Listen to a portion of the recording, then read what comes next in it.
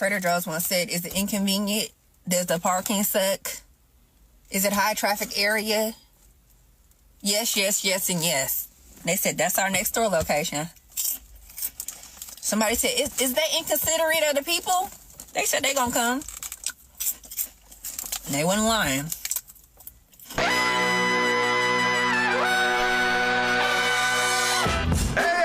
Welcome to No Dunks, a basketball podcast on the Athletic Podcasting Network. I'm your host for today, Trae Kirby, and joining me here on Earth, it's Tass Mellis. Podcast listeners, this is for you. We got the man making the magic happen over here behind the boards. That's JD. Hello. And hey, coming JD. to us live from the Tesseract for day 2 of his Interstellar Challenge, it's JD Skeets. Yes. What's up, everybody? It's day 2 for you guys, but I've only been here 5 minutes. Think about that. It works out time-wise. Yeah. Whether you're joining us live on YouTube, which you should be to see, I don't know, what are we seeing? 70% of your face, Skeets? I tried to push my space helmet back a little bit more today. It was really getting down in front of my eyes yesterday, but yeah. Look at that. About 70%. Oh, that's whole body, baby. That's that's a 70% of the body. But you could be listening to us later on a podcast too. That's okay. That's fine with us. That's totally fine with us. You'll hear some crinkling. Yeah, you'll hear a little crinkling. And that's just a man dressed as a baked potato getting busy.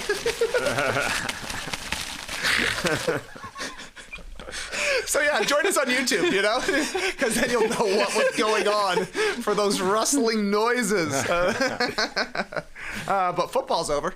Yeah. Chunky schedule in the NBA last night. 10 games on the docket. We're starting in Los Angeles, where Luka Doncic made his Lakers debut. 14 points, 5 rebounds, 4 assists in 24 minutes for Luka.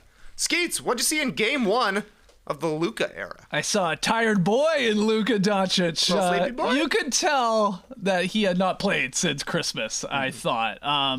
But look, they get the huge win. They're playing a bad team. They dominated the game. What I did like is you saw, at least as a Lakers fan, like the passes that Luka can set up for guys. Because he did a bit of everything, right? He had the alley-oop right after LeBron threw an oop to Jackson Hayes. Then Luka did it where he got into lane, threw the little oop. Then he had the full court pass to LeBron. That's got everybody smiling, right? It's like, oh my God, that's usually LeBron throwing it to somebody. Oh my God, Luka throwing it to LeBron. And then he had his patented, get into the lane and then kick out to a guy. I think that one was for a Rui Hachimura 3. So those are the 3 Luka type passes that you usually see. The lobs, the get into the lane, splash it out to the corner for 3-point shooters, and then the kick ahead to LeBron. So that part was great, but he did look a little out of shape. I mean, because he hasn't played in a while. Trade him. Slow moving, but you got the W, so you're happy. Yeah, he hasn't played since Christmas. The Gregorian calendar Christmas, not Slovenian Orthodox Christmas, which would have given him another 2 weeks. But he did look slow. He looked like he wanted to get that first shot off, that first make in the first 2 minutes, because he had a contested. Isaiah Collier got out to him, contested it. He said, I'm still going to take this. Pump fake, shoot it again. Are you going to contest that one? I'll try a third time. And he tried to get it because he was nervous. He said it. I haven't been nervous for a basketball game in a long time. This was unprecedented. This whole thing is unprecedented for Los Angeles, for NBA fans. And Los Angeles, I think, did it right, putting out those T-shirts on every single chair out there. And every single fan was out there putting on their Doncic 77 shirts, waiting for him, watching him warm up. They played Slovenian music over the speakers like they did in Dallas. So everything was flowing. Everything was good. He was introduced last. LeBron giving him a little head nod for that. LeBron will go back to being introduced last very, very soon. Great story. Yeah, that was a hilarious story. And to hear what LeBron said in the huddle, where he said, don't fit in, you fit the out, all right? You do that. You be you. And he tried to. I thought the most impressive pass was early in the third quarter when he took a ball off the board, on the defensive board, pushed it to LeBron, who pushed it to Jackson Hayes for an alley-oop, because that was what this Lakers team is. That was like 2 LeBrons touching the ball there, like 2 Jokic's touching the ball there, 2 Magics, whatever you want to call it. Those 2 dudes can set up every single play. It is wild to see LeBron out here in season 22 playing, I think it's game 47 of 51 games so far. So how will he do it for the rest of the season? That really, really interests me because he looks freaking amazing. He wanted to play in every game this season. Hasn't happened. But with this whole wild thing of who their center is, I am interested to see how this goes into the playoffs. But 2 games to play against the Jazz to get 2 W's here before the All-Star game. Good for them. Yeah, the Jazz are like the perfect foil for the Lakers. It kind of reminded me Kobe Bryant's last game was against the Utah Jazz, and just like in that one, they felt like extras in this one. It was really a movie about the Lakers because, like you're saying, they went all out. Everybody wearing the 77 Luka shirts, LeBron included, though Dirk Nowitzki would not put it on. Sure, he was there in attendance to watch Luka kick off the next stage of his career, but didn't put on the jersey, which I thought was respectable. I thought LeBron was kind of hilarious in this game. It seemed to me like he was trying to throw cool guy passes the entire first half, trying to go the opposite way of Kevin Love, who he told to fit in, not fit out. He said, Luka, you're not quite Kevin Love. We'll try and fit around you. And that's exciting, I think, if you're a Lakers fan. LeBron's actually going to get easy baskets now. Yep. Yeah, didn't get any easy baskets during the first half of the season. Saw the hit ahead from Luka. They did try it the other way. LeBron used to throw that hit ahead to Anthony Davis. Times have changed. Just overthrew Luka, which I thought was pretty funny. But yeah, Jackson Hayes, nice game for him. 12 points on 6 of 6 shooting. All dunks, I'm sure. The guy was grinning ear to ear. He's going to be getting some wide open oops. We'll see if he plays defensively, because obviously they didn't really have to do much on that end against the Jazz. Austin Reeves was good as well. 22 points, 9 boards, 4 assists, and 3 threes for him. Your guy Gabe Vincent Tassie, 11 points, 4 assists, and 3 threes. You got to be loving it. These guys, Reeves is going to be huge because he's going to be seeing the third defender.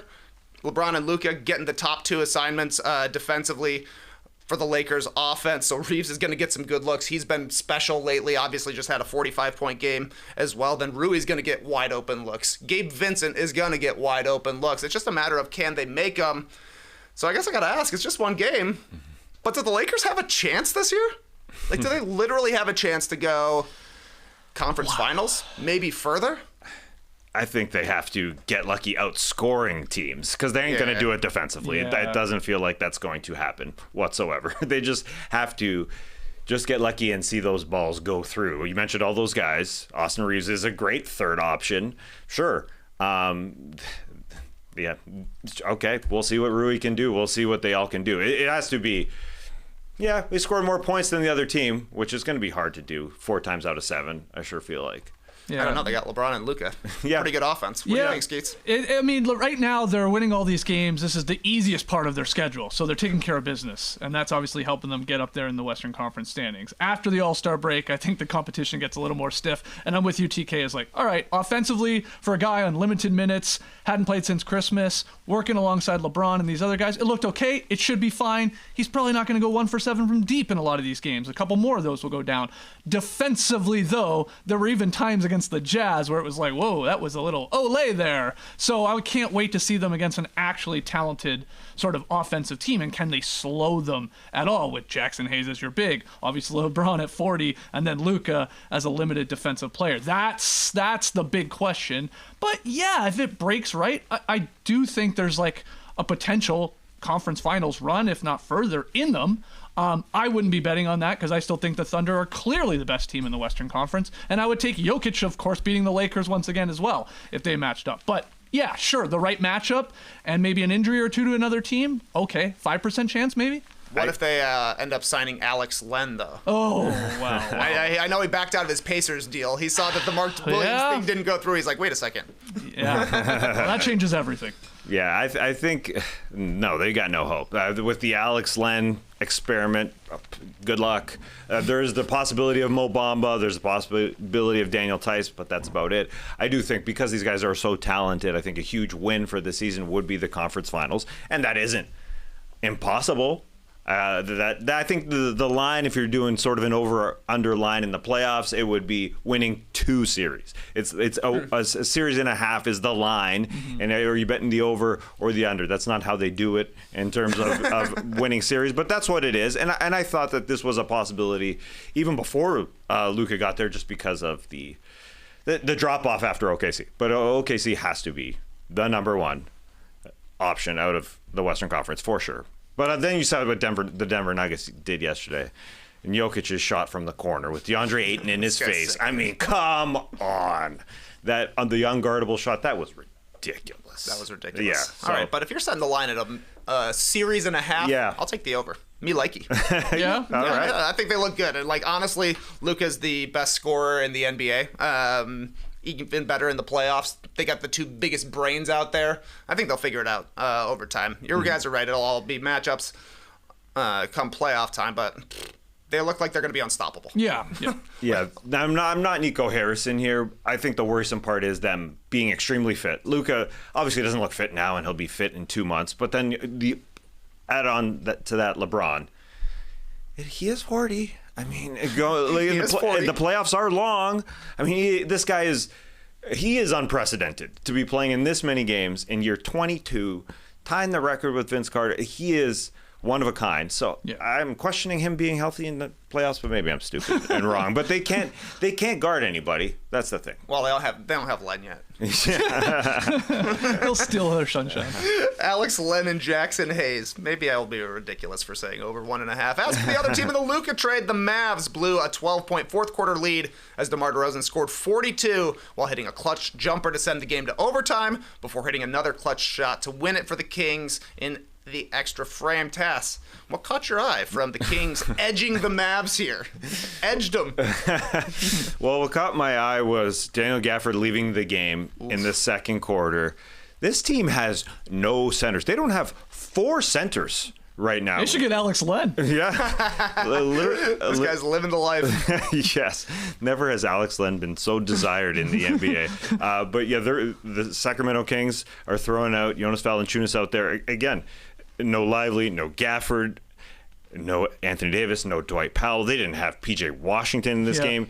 Caleb Martin hasn't played a minute in this game, but still they're up double digits in the fourth quarter. Right. and so I think this has been a wild post-trade era for the Dallas Mavericks because I think they've been playing fairly well. They beat Boston in Boston. Anyway, in the fourth quarter, yes, the Kings were able to come back, and DeMar DeRozan right before the buzzer gets a shot over Max Christie on his 22nd birthday. Max almost blocked it, but he didn't go for the pump fake. Didn't want to get the foul, but he played the standard defense of not jumping, and DeRozan hit a beautiful shot. It was a wild fourth quarter, a wild game where the Mavs somehow get it to overtime, even though they're out-rebounded 50-33, 13 offensive rebounds for the Kings because they're so big. But to get it into overtime where you're playing Olivia Maxence Prosper, that's who's your starting center is. And in overtime, they didn't even put him into the jump circle. They said, Spencer Dinwiddie, you go do it. And he won it. He won it. That's funny. He fell over, but he won it. Yeah. That was weird. Against Sabonis, Yeah, Jason Kidd saying, hey, you get in there. Don't worry, he can't jump. Yeah, that was strange. And the first couple minutes, they had terrible possessions where their shot clock buzzer went off, shot clock violation once and basically a second one. And Omax taking corner threes. That ain't good. You got to get off. Kessler Edwards, you're in. And somehow, some way, the last minute, still down 4. Kyrie gets it to within 2. DeRozan misses a layup, and then Clay puts them up 1 with that 3 ball. And then the DeRozan game-winning shot gets to that same spot where he tied it in regulation.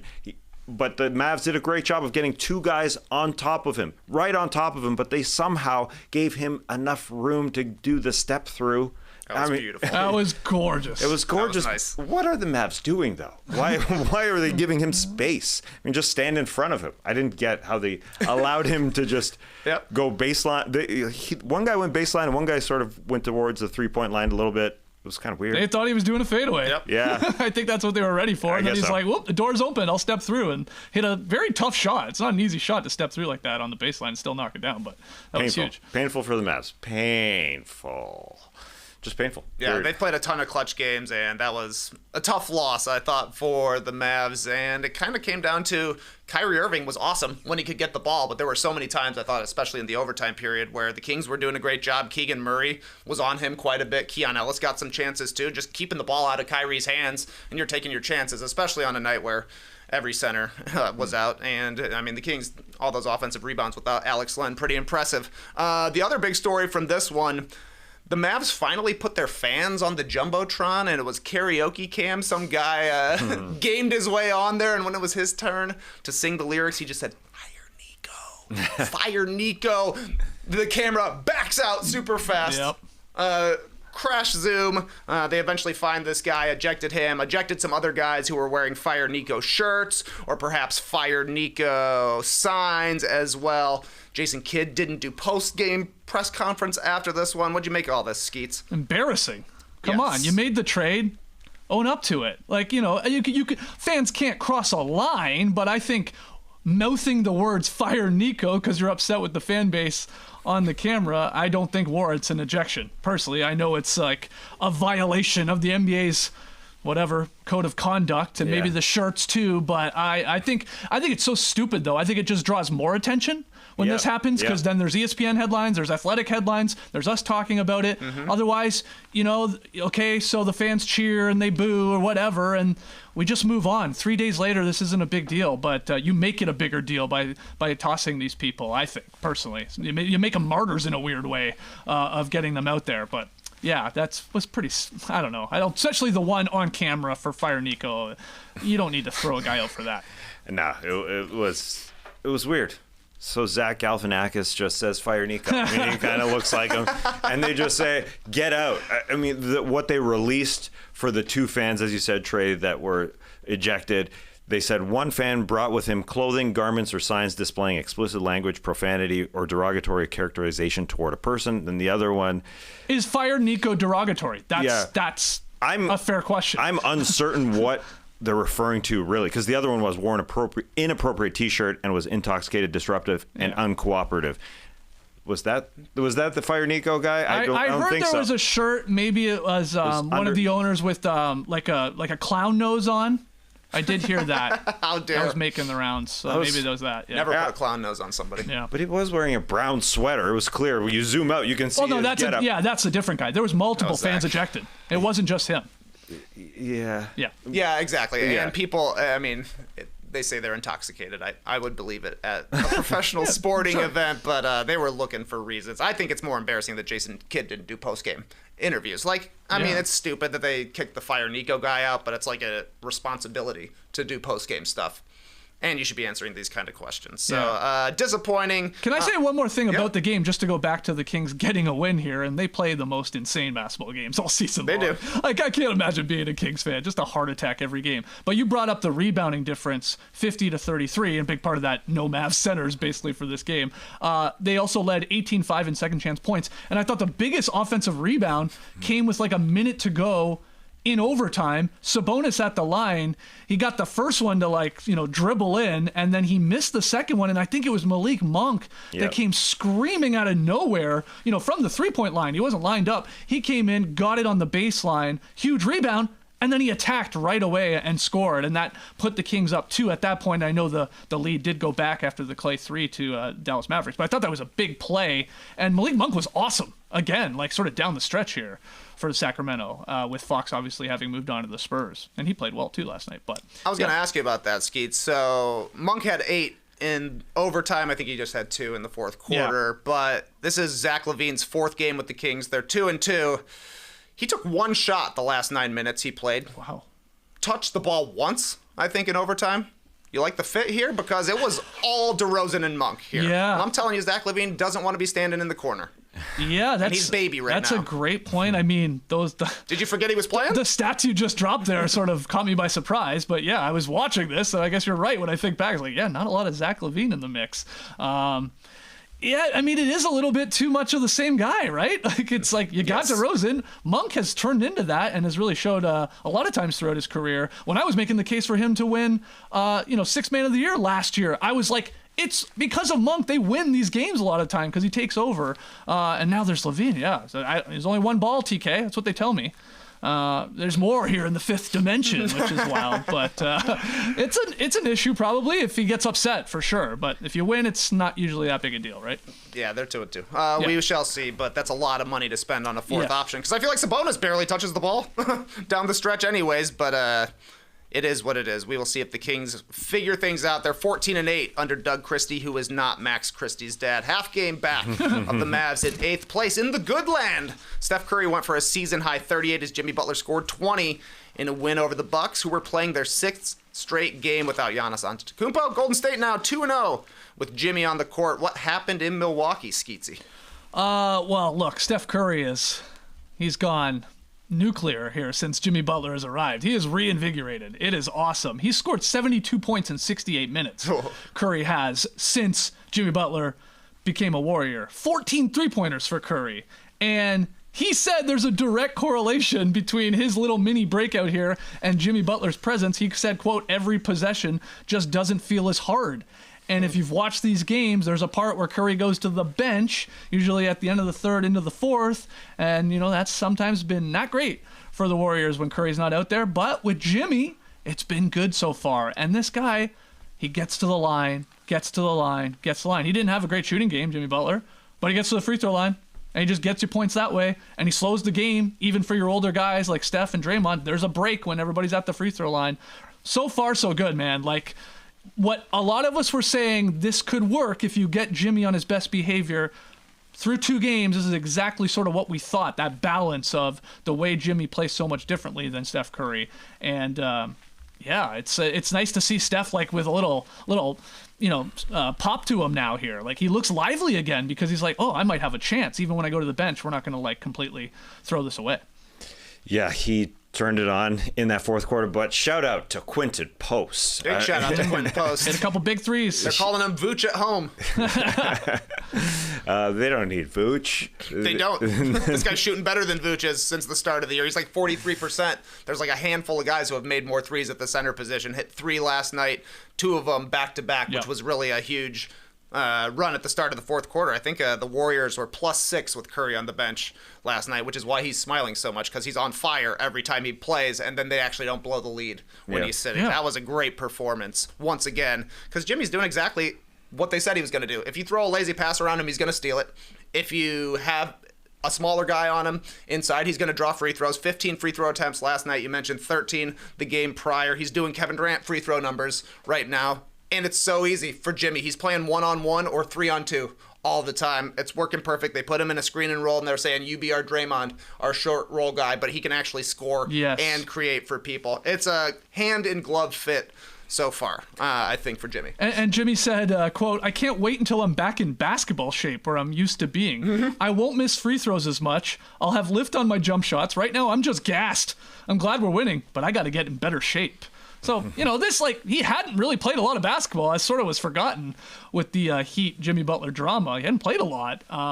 And so he's still finding his legs tasks. But, that's scary because he thinks he can level up and obviously have a little more wind. Yeah, and Steph is definitely having fun. 30 seconds in, he does the classic shoot the ball in front of the bench, turn to the bench, and it's going in. And it went in right in front of the Bucks bench. He did it later in the first quarter again. Didn't go in this time. It was a little less demonstrative. Steph was being funny. But the Bucks, they got to go through a lot of things here. Without Giannis, obviously a huge factor. Damian Lillard was on him. He committed 10 turnovers. They weren't all his responsibility. There was a lot of, what are we? Who are we? There was a lot of, just go catch the ball, Taurean Prince. Go catch the ball, Kyle Kuzma. Can you jump Bobby Portis for an alley-oop? They're sort of lost there a little bit. They're a back-to-back, too. Yeah. They were coming in on a schedule loss, I think, a bit. But they're just going through a lot of things. They've thrown in Kyle Kuzma into the starting lineup, which they're asking a lot of Kuzma without Giannis to play make his own plays, which is a lot for him. And then they've got Kevin Porter Jr. now as their sort of leader of their bench that they've just added. I don't know how well that's going to go. There's just a lot of moving parts here on the Milwaukee Bucks, but on the Warriors, all is good, man. All is good when Quinton Post is banging home a couple threes. When it was a 3-point game in the fourth quarter, here comes Quinton Post, and then here comes Steph for a pick and just be Steph at 28 feet, and then a side pick and roll where he hit another step back 3. He just looks sexy, and he can sit in the proper minutes now that he used to sit. Yeah. So the rotations are much better now, where he doesn't have to just get off the floor and come off the bench and support the bench. Now he's just Steph. And an underappreciated part of this Jimmy trade, I think, is that it opened up an opportunity for Moses Moody, because they had to send a lot of guys out, and obviously Kuminga's still hurt, and he didn't play well in the Bulls victory. He didn't shoot well, I should say, but last night he got the start, and I thought he was engaged on the defensive end, and then he chipped in 13 points. He went 5 of 10. that was something. I thought he looked really solid for them. So maybe it's one of these they just opened up a few more minutes for him to give an opportunity because you had to trade so many guys to get Jimmy. You think he's going to be looking good for the skills challenge? Oh, wow. I keep forgetting about that. Yes, I am putting a lot of money on Draymond Green and Moses Moody to win the skills challenge on Saturday. Moody's peaking right now. That's playing right. the best basketball he ever has. No coincidence that he's going into the skills challenge. Everybody always questions, is Moses Moody going to play? Is Moses Moody going to play? And then Steve Kerr doesn't play him. And now we're all looking forward to him in the skills challenge. And if it equals out to exactly what Steve Kerr has done to him, Bronny and LeBron are going to go in and steal their spots and just have to take Moses Moody and Draymond Green out of the skills challenge. No way. No way. He's got to play. Not right now. He's got to play. Parting the seas, passing the ball through a hole. We Should be exciting. Yeah, probably. We'll see. What'd you think about Kuzma? Skeets, you think he's going to keep starting? This was his second start for the Bucks. Didn't start the first game. Obviously, no Giannis, so things will change. It'll basically be either Andre Jackson Jr. or Taurean Prince goes to the bench for Kuzma. You think he starts? I don't know, man. I'm laughing because I have little to no opinion on Kyle Kuzma. I'm shrugging back here behind the books. I guess. I mean, yeah, they're just, you remove Giannis from your lineup, you're a completely different team, and he needs to play well if the Bucks are going to make any noise in the Eastern Conference playoffs. So yeah, he's an important piece. He's got to slot into the Middleton role and obviously shoot and obviously get to his spot and score a little bit. But as much as we called him the Ferris wheel, Chris Middleton, because he was up and then he was down and he was up and he was down. Kyle Kuzma, I don't know what ride he is at the fair, the scrambler or something. That's what I was going to say. It's fun, but sometimes it makes you throw up. Yeah, you'll get spit on by your friends sometimes going by. He airballed a free throw last night too. Yeah. So that's a puke. That's a scrambler puke. Don't have a lot of faith in it, if I'm being honest. No, and this is where they miss Chris Middleton just to make a play. Yep. I mean, they're asking Kyle Kuzma to be a playmaker, and so I do think he is going to start because they're going to hope that Dame or Giannis passes it to someone who can make a play, and doesn't look like he's going to be able to do that right now. 0 assists for Kuzma last night, but he's averaging 2 a game for the Milwaukee Bucks so far. I also saw who did Kevin Porter Jr. blast in the face on that fast break? Oh, that was an awesome turnover. We're gonna have to look that one up later. No, I thought didn't KPJ get blasted in the face? It was Bobby Portis threw it off his face. I think so, yeah. On a 2-on-1 break. Yeah. Bobby giving it to Porter right in the face. I think it's the other way around. Was it? But we're going to look it up. Sure? We're going to look it up. Oh, I think it was Bobby. Crazy Eyes hit it off KPJ's face. Yeah, maybe you're right. He's got the vision. Maybe you're right that it was Bobby Portis, because that's when I think we all started thinking of Bobby Portis hitting somebody else in the face when he hit Nikola Mirotic in the face. It must have been Portis throwing the pass, because I said the last time he hit somebody in the face that hard was Nikola Mirotic. I wanted to ask you guys, 8 through 11 in the Western Conference, separated by 1 game in the standings. Right now it goes Mavs, Kings, Warriors, Suns are in 11th. Who's getting left out of the playoffs? How long is AD out? Yeah, so it's just one of 3 those weeks, 4. perhaps. Yikes! Steve Kerr said that 6th seed is the goal. Yeah, they're for the Warriors. I have the most confidence in the Warriors in Definitely. that bunch with Jimmy Butler in the mix. Yeah, so I have them in, and then the other. The Mavs obviously banged up, and then you said the Suns and the Kings. Yes. Just avoid making a prediction with those 2 teams at all costs, because you'll look silly either way. You'll be you'll write them off, and you'll say either of those teams, no, they're in over their heads. They're actually not good. They'll rip off 5 or 6 straight wins. Mm-hmm. And then you do the opposite. Oh, I like what I'm seeing here. They're starting to put things together. They'll make you look like a clown. Look at me. Look at me right now, and they're going to make me look more like a clown if you back them. So, I don't know. I'm flipping a coin on one of those 2, I guess. Don't put a clown nose on my friend James. Yeah, you'll be kicked out of the stream. That's right. And I think the Suns miss it just because they have a very difficult strength of schedule the rest of the way. And I think the Mavs, as crazy as it sounds, they have been playing very good basketball since the Anthony Davis trade. It's not the Luka Doncic trade, it's the Anthony Davis trade. They've been playing really well.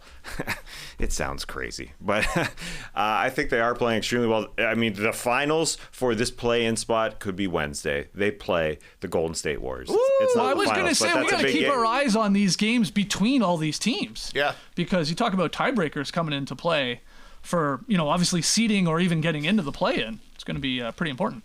getting to be Matt Moore season because the king of the tiebreaker. A lot of other games in the NBA last night, so I'm just going to say a few things about them. And if you want to talk about this game, you tell me to stop. Okay. Evan Mobley had 28. Donovan Mitchell Stop. No, go ahead. Mitchell had 23. The Cavs held the Timberwolves scoreless the first 7 minutes of the game in a Cleveland win. What you got, Tess? Well, Evan Mobley is ridiculous. I was focused on DeAndre Hunter. Okay, making his first start.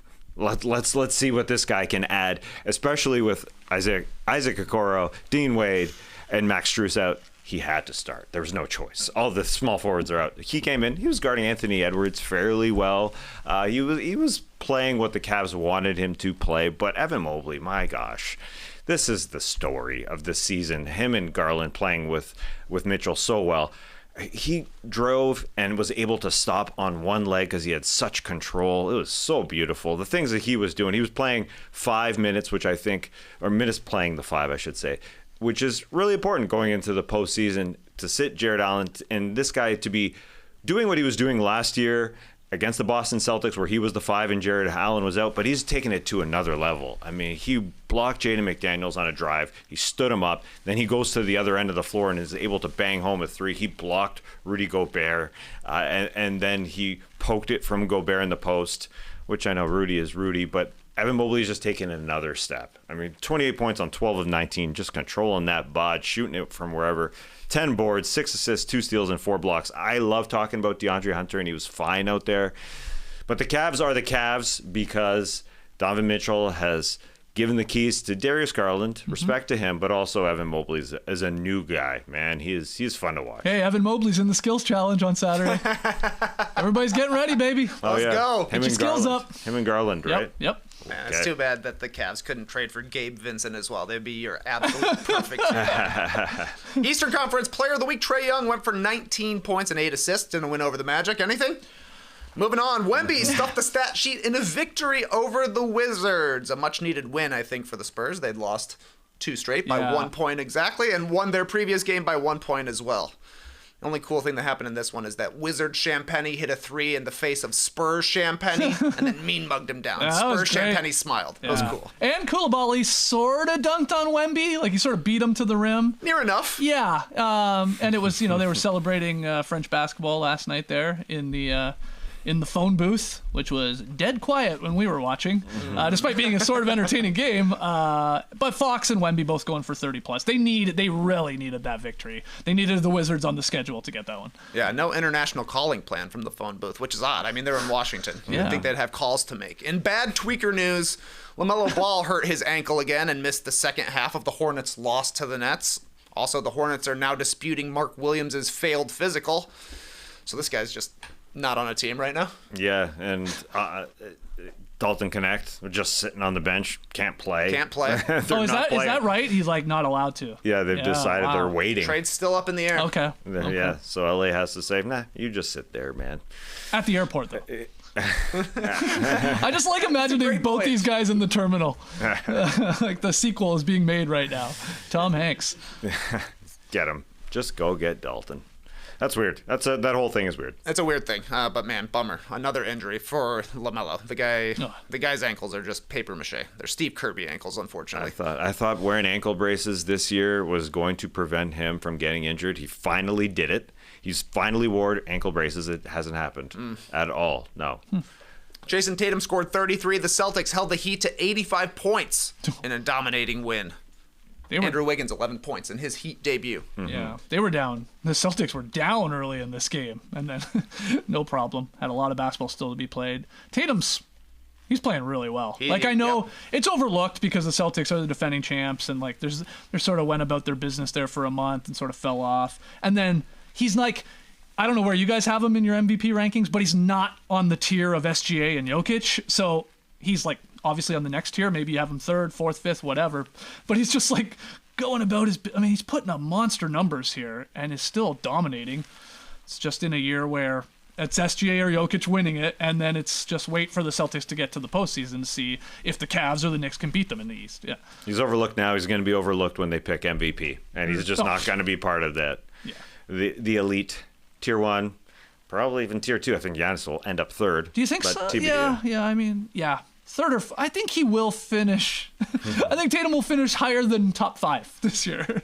He'll finish third or fourth, is what I'm predicting. I don't know. Okay, why. nice. Yeah. Higher than- I submitted a ballot today, Yep. Same. and I had SGA, Jokic, Giannis, Tatum, Brunson. Don't know about you guys. I had the exact same, but I flipped Tatum and Giannis, just mainly with Giannis being out right now. Yeah. Giannis is out, yeah. That's So a good I point. went Yep. SGA, Jokic, Tatum, Giannis, and then I went Brunson 5th. SGA, Jokic, Giannis for me. It's got to be number 3. Tatum 4th. I still have Cat Yeah. over Brunson. yeah. It's cheating. I It's think cheating. Brunson is.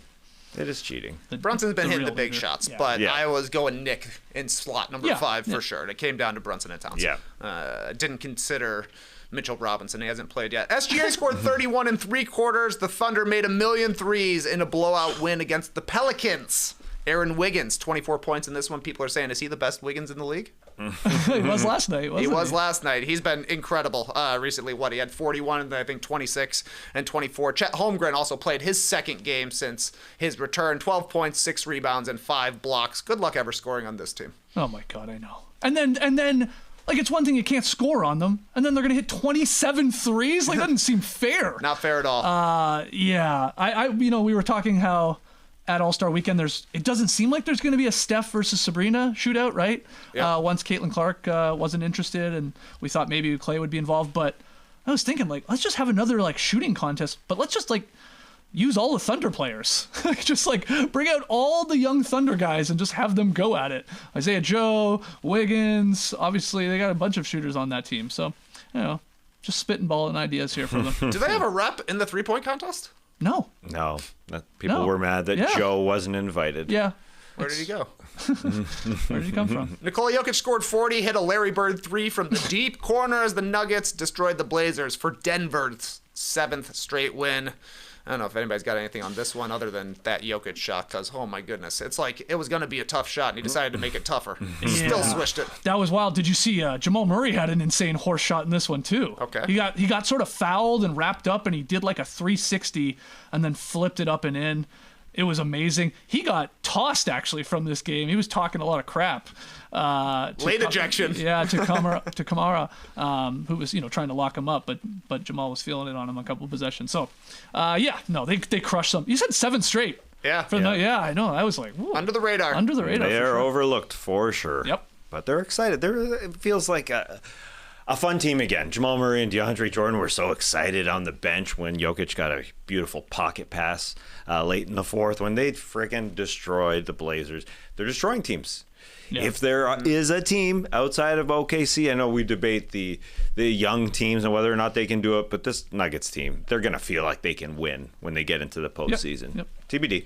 Yeah, and impressive stuff from the Nuggets. 146 points, and the Blazers have been awesome Good, defensively yeah. for like 3 straight weeks, but different stuff. I don't know if you guys got anything else? No? No. Time for some news on a twos. Let's play Fill in the Blank.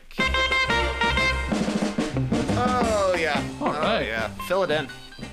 The league announced a couple of all-star injury replacements on Monday. Trae Young going to be taking Giannis' spot on Team Chuck. Kyrie Irving will be replacing his Mavericks teammate Anthony Davis on Team Shaq. Fill in the blank. Trae Young and Kyrie Irving being named all-star injury replacements is what, Tass? It's fitting. It's appropriate. I, like many, had Kyrie Irving picked to my team first and foremost before this happened. So that one fits. I think the one that people are more upset about, questioning more, is Trae Young being added to this team. But I guess, like the coaches picked Trae Young next in the spot because apparently this is the hierarchy that the coaches picked according to everybody, whether you believe conspiracies or not, and they decided to pick him for some reason. I don't think this conspiracy is true. I think they actually picked who the coaches picked, and Trae Young is appropriate.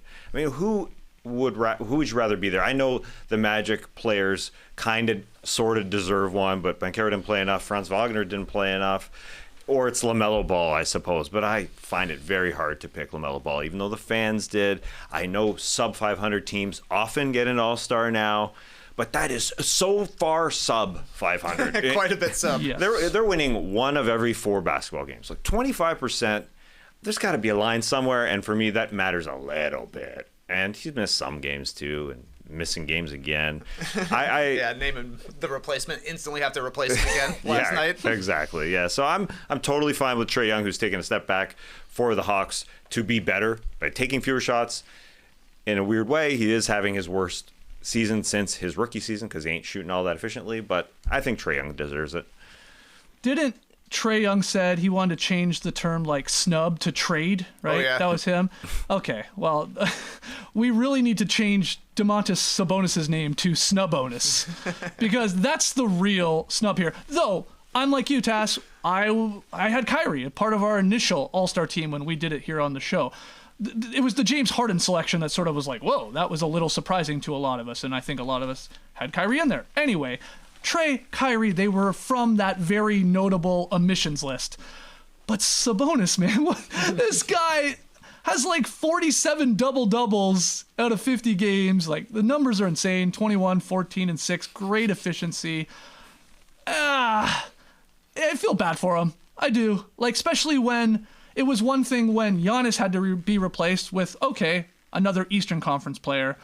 But then Anthony Davis, a big in the West, gets replaced with Kyrie. That's got to sting a little bit for Kings fans. And yeah, Chris Haynes in his briefs, he's the one that said Trae and Kyrie had the next most votes among coaches. That's how Commissioner Silver selects these all-star injury replacements, which is lame. Silver, grow a backbone. Make some picks yourself.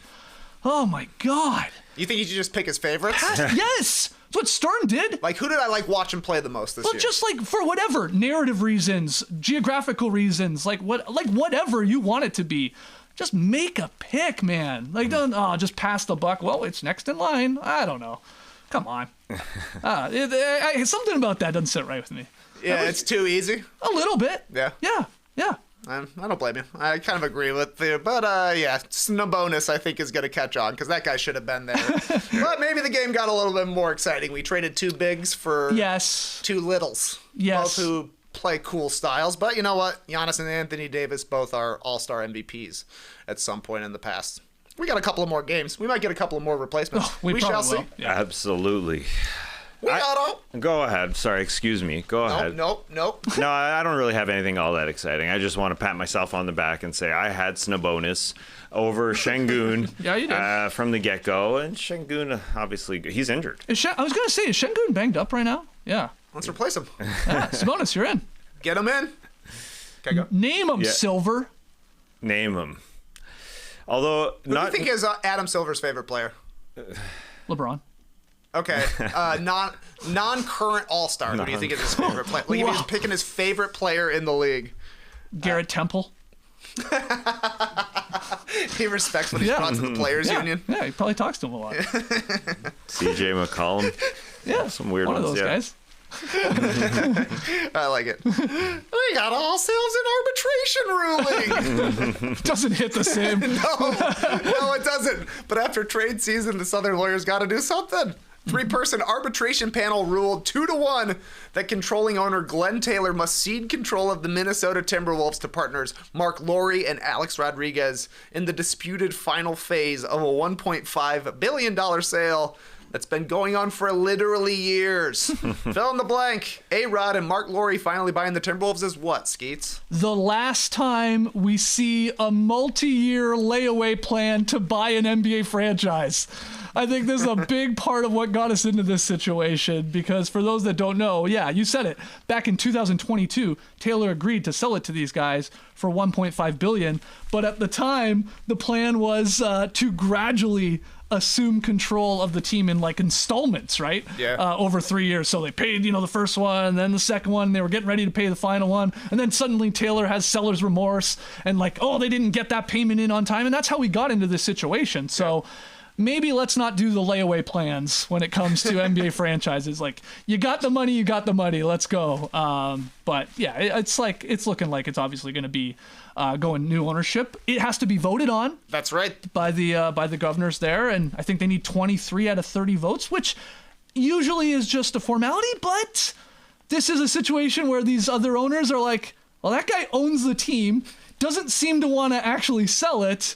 what do we do here? How do we vote? But I do think, Taylor's age and not having a ton of success there in Minnesota maybe plays a part of the equation that they will get okayed here, Tass. So that's, I think, what happens. Yes, it's absolutely fair. It's accurate. It is the correct move, for sure. They agreed to a contract way back in 2021 is when it started. And basically, Glenn Taylor said, I want to own my team now. I mean, I would. Yeah, we got good. Number one, we got good, and I want more money. And he was able to secure a minority ownership, somebody who had a minority stakeholder, according to Pablo Torre, and it seemed like he had the numbers just because he was able to say to him, I want your 2.3%, and he was able to secure that. But what the arbitrator has done is absolutely correct and finally giving them the ownership. And it seems like, number one, they've spent money during this few years on the team, done some renovations. They've tried to make the team better. And secondly, I think they are a more modern owner. So I think the NBA will appreciate them over Glenn Taylor. They have got lots of money. They've done a lot of things in other areas, which Glenn Taylor it just ain't that guy. It's time to move on from Glenn Taylor. This includes the Lynx as well. Yes. Right, the WNBA team. They're good. Yeah, right. They're great, yeah. Did he just stay out of the way for that team? Probably. Yeah, I don't know, because it's definitely more Timberwolves based because you look at the price tag, $1.5 billion. That probably seemed like a lot in 2021. That's very cheap Pretty in cheap. 2025. The question I would have, I saw Timberwolves fans online are very excited about this. Like you mentioned, Glenn Taylor notoriously didn't spend a ton of money as the Timberwolves owner. But I also got to wonder, how involved were A-Rod and Marc Lore in the Karl Anthony Towns trade, which was 100% a financial trade that made the team worse. It seemed like that was partially them, and maybe smart from a team-building perspective going forward. But the dude was a franchise icon, and they made their team worse. So I think questions will remain for A-Rod and Marc Lore if they're going to spend, because you got to spend to win in the NBA. Yeah, that's right. I do know from this story, it just makes me laugh. A 3-person arbitration panel, and they voted 2-1. There was one guy on Taylor's side, or one person, I should say. But yeah, that's the smallest possible group of people you can have to consider it a panel. Really, right? I don't know. There's something funny about that to me. 3. I just always in my head thought it was a bigger panel, but nope, just 3. All right, I thought it'd be fun to run through all 30 owners and guess if they're going to vote yes or no. Oh, wow, okay. Jim Dolan, he's a no. Always votes no. Yeah, he's no for sure. JK, it's official. The Clippers announced yesterday that they're signing Ben Simmons following a buyout with the Nets. Guys, fill in the blank. Ben Simmons joining the Clippers is blank, Skeets. Ozzy, Ozzy, Ozzy! Oi, oi, oi! Thanks, JD. Come on. I didn't know what you wanted. Ben Simmons pairing back up with Patty Mills. Oh, wow. Yeah. I forgot that happened. That's right. Back together. The Ozzy boys.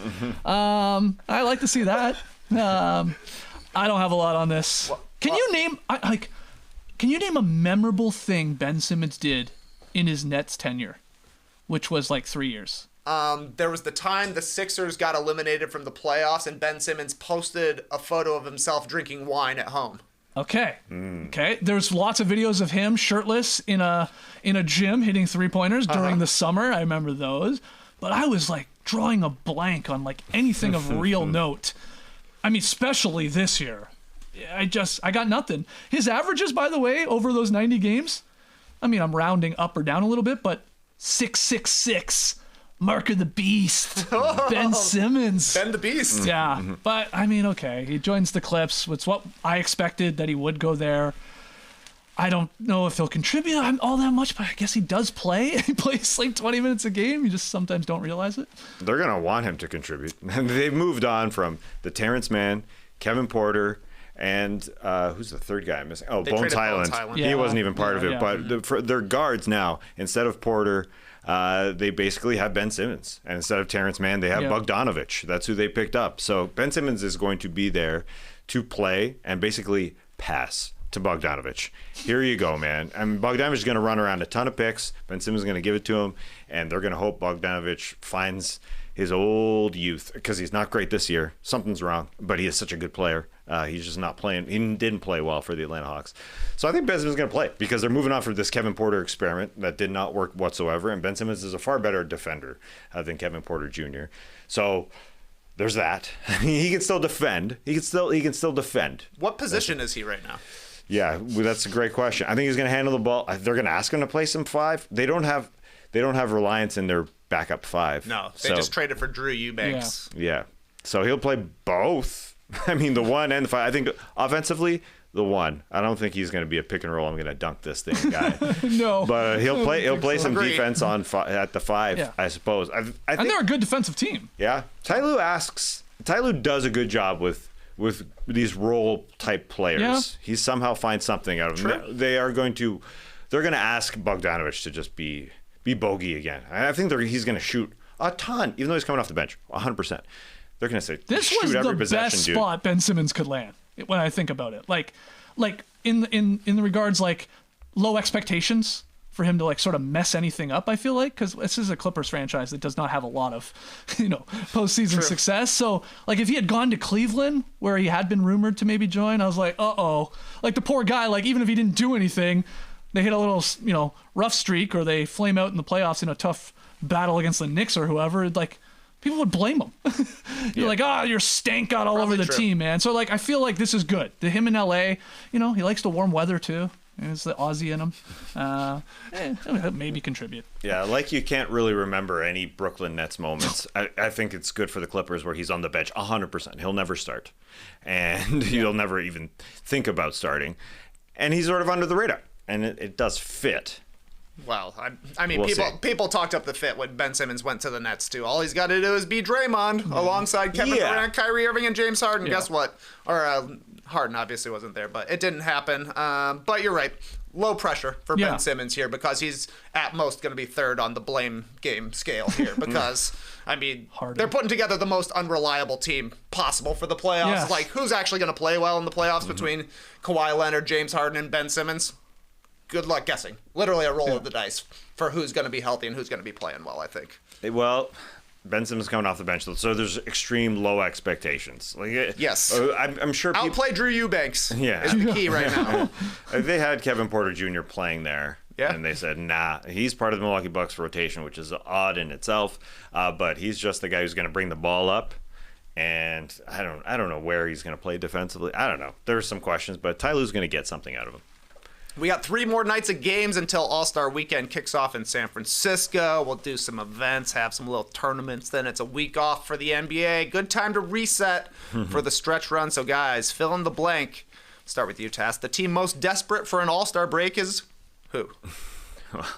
It is most definitely the Dallas Mavericks. Yep. I mean, they want to unplug everything. They want everything to go black, no electricity. Basically what I'm trying to say is they don't want to play games like now. They wish that the All-Star game was now. They wish it was Friday. They just want everything to go quiet. They don't want to say anything about the trade that they just made. And Jayson Kidd is getting the guys the ball, as I said, to go into Boston and to win that game and to beat Houston on a very good performance across the board, especially from Anthony Davis. But then he goes out, everybody's out, and they still somehow fight against the Sacramento Kings. It's them. They just don't want to face the cameras right here, right now. They literally. They're kind of happy. Well, actually, I was going to say they're happy that no one was named an All-Star. Then Kyrie gets added. He'll be there. So he could probably use the break. Yeah, exactly. Yeah, he said he's going to talk to Luka over the break. His hermano. His hermano, is that what he said? Yep. What does he call it? I guess he just calls him, I guess Luka speaks Spanish. That's cool. He did interviews in Spanish. That's cool. Yeah, he wants a break. Everybody wants a break. In Dallas, 100%. I hate to double up here, but I also have the Dallas Mavericks as the team desperate for the All-Star break for all the reasons Tass just said. I mean, especially last night with another big going down. Everybody's banged up. Kyrie's being asked to do a ton here. And yeah, they don't even want to talk to us anymore, and they don't want fans even in their arena. Heaven forbid they say fire Nico on camera. So they just need everybody to stop thinking about the NBA for a good couple days after the All-Star break and sort of reset, come in, hopefully a little more healthy, a little more focused. In an ultra competitive West, you went through it, TK. Like it's a jumbled mess at the bottom to the point where like you can maybe get into the playoffs or you could just miss the play-in outright. So these are going to be huge, huge games when they come back. And AD's not going to be there, I don't think, when they come back in that first game after the All-Star break. I don't think. Nah, probably not. That's too bad because they legitimately looked great They did. that first half that Anthony Davis played. I mean, we've heard that story a million times. Speaking of hearing things, I keep thinking we're doing beach stepping because I think I'm hearing waves rushing. Just me moving. But it's just you. It's just. It's me usually putting my helmet back. Yeah. But it looks good. Another team I'll throw in here, the Magic. Magic are really struggling. 6-15 in 2025, the Orlando Magic. On December 31st, they were in 4th place, 5 games over 500. It's February 11th today. They're in 9th place in the East, 3 games under 500. And my guy, Big Rig Paolo Banchero, this guy is really struggling. Since he came back, 20 points per game, shooting 41 from the field, 27 from 3, 65 only at the free throw line. He's averaging like 5 assists per game and 4 turnovers. The Magic, they had such a hot start to the season. They looked like they could have had one of 2 guys become an all-star, and now you're mentioning like all-star replacements. I'm like, yeah, I'm with you on Franz earlier, but they're so far under 500 now. It's not good. They need Jalen Suggs back to handle the ball, but also like to give them some fight. Yes. I feel like they got no-two'd right now. Yeah. We watched a decent amount of that Hawks Magic game on playback last night, and it's like, holy crap, when you're the other team, it's like just get the ball out of those 2 guys' hands and make anybody else try and take a shot or make a shot. And like they, Contavious Caldwell-Pope, he was wide open in the corner. You couldn't get a more open look, and he just clanked it. And that guy's been so disappointing for them, at least offensively. He can't shoot. This guy was like one of the better 3-point shooters of the last 4 years, like going back to his Laker days.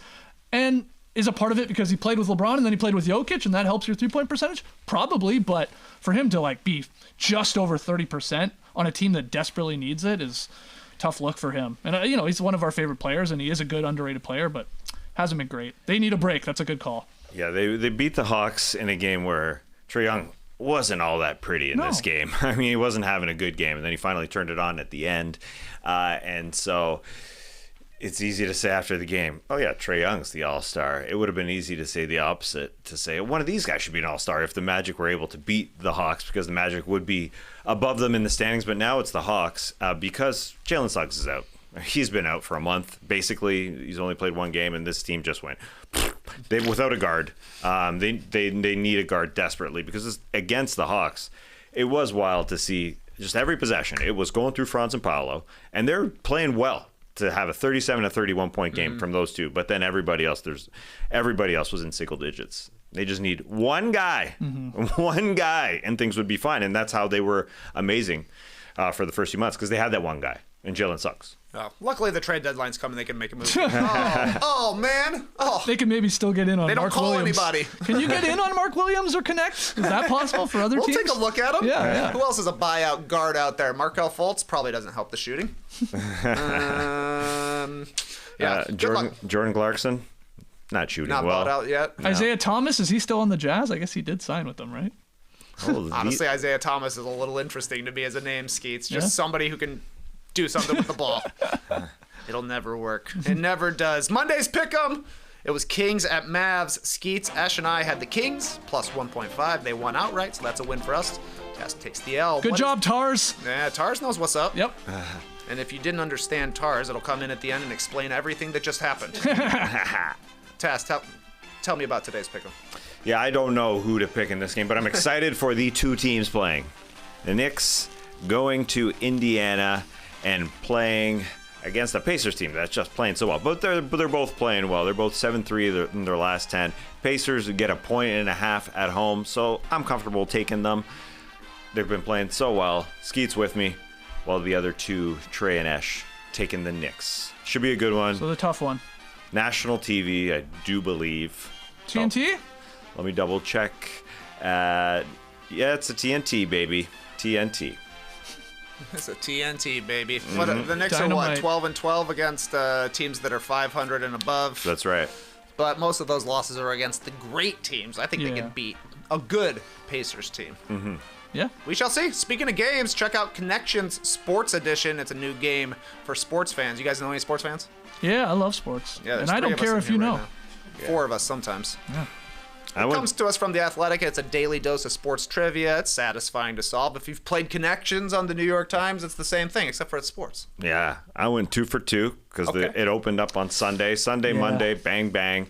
I was... A little too easy right now, if It's you're too asking easy. me. Yeah, come on. Yeah. Let's crank up the difficulty. I think they made it a little more difficult. Like the KC Chiefs, they went back-to-back Super Bowls. I think the third one's going to be a little tougher. Okay. I haven't opened it.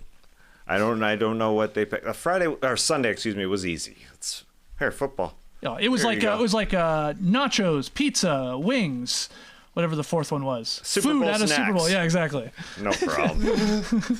And then I guess that's slightly. If you're not a sports fan, you may not know wide receiver calls. Like it was fly. Slant. Yeah. Slant. Routes. We're talking about routes. It was routes, yeah. Yeah, that's routes. That I couldn't It's find fun. the word. It is fun. It is. You guys do regular Connections? Yeah, that's tough. Yeah. But it's fun. I do it in bed with Laura. In the morning or Cool at sentence. night? No, it's our last thing before night. Oh, wow. Yeah, we got pretty heated last. I think it was last week. One of the 4-word connections was literally the words extra virgin olive oil. Ooh. It's so stupid. That's a connection, though. Yeah, but Put come them on. together. That's, come on. wow, that is That was tough. like we left those to the last 4 because we're like, there's no way. Yeah. It's just gonna be the phrase. And it was. That'd be like if one of these was sports connections, The Athletic. And those are the 4 words that go together. Extra virgin olive oil? What is this? A Rachel Ray show? Little EVOO. What a classic show we had today. Anything else? Anything else you guys want to talk about? Any other games? Strands is good on New York Times. Oh. You know what has some good games? I was on the NBA app yesterday. You know they have a lot of trivia games. What? Yes. You got games? Yes, and they're quite fun. It's like, nothing groundbreaking, but like they're pretty well done. So go check out Sports Connections First. but then check out the NBA app. I'm telling you, like, guess the player type things, guess the connection between 2 teammates, those type of things. Oh, those are good. Yeah, it's fun. Yeah. So there you go. Excellent. Clipper Bros. You heard it here first. Have a great time. Turn up. Love you guys. Awesome. Thanks for joining us. And remember, do some connections. You just got to word search it. Search it. I was just trying to make a connection. That didn't. I like playing word search, but then I'm a scramble man. I'm a scramble man. Yeah, of like course. a spelling bee? Yes. Spelling bee. Oh, that's fun, man. Rotate fun. it. Gets Oh, you genius. wouldn't that be a good one though, TK? Embrace the day, people. Those are the 4 words. Put them together. Connection. I love it. Embrace the day, people.